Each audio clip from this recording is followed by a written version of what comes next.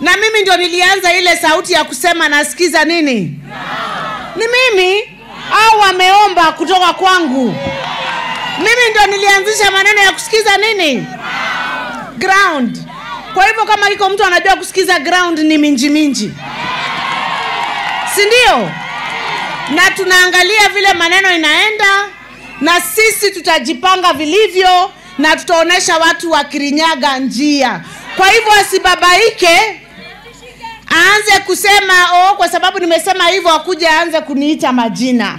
Na hivyo huyo mtu vile anasema tusikafanye wengine Mungu, hata yeye hatutamfanya Mungu. Hakuna Mungu kwa kutika viongozi na binadamu. Sisi wote tunaabudu Mungu aliye mbinguni. Kwa hivyo sisi wote tupeane heshima.